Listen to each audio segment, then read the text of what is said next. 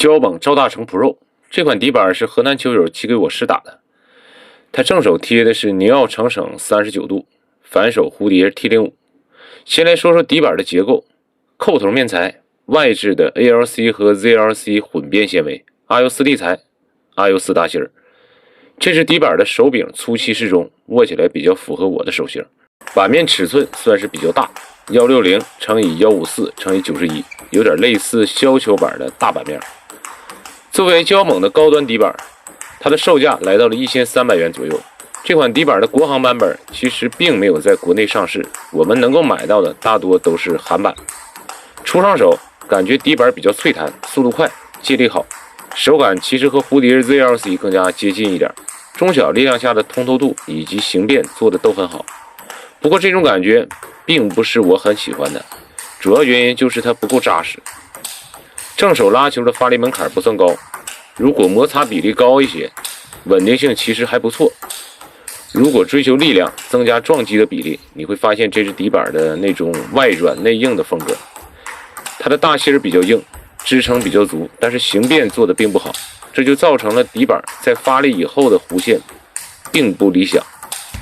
过于低平的弧线会直接影响拉球的命中率，而且越发力，这种感觉就会越加明显。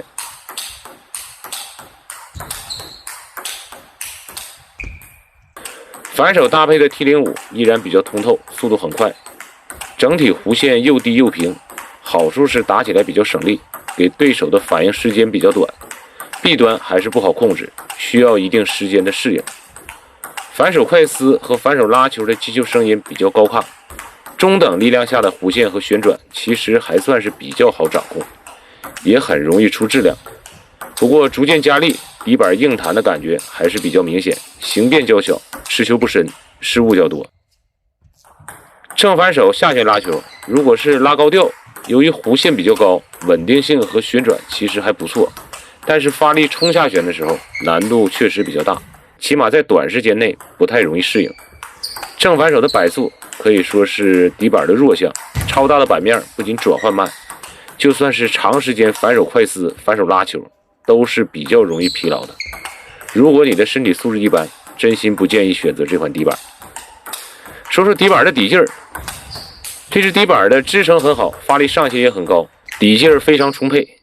最大的问题还是弧线太差，对拉的时候像是空有一身武艺，命中率很低。这就好比一支步枪的射程可以达到5公里，但是就是准星不行。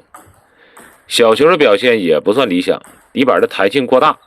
摆短时候经常会出现冒高或者下网的情况，可控性较差。通过短暂的体验，胶锰赵大成 Pro 这款底板的速度快，接力好，手感通透，发力以后的支撑好，底劲大。不足之处主要是中小力量下底板不够扎实，发力以后的弧线表现一般。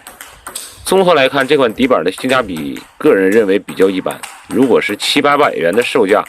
会比较符合它的定位。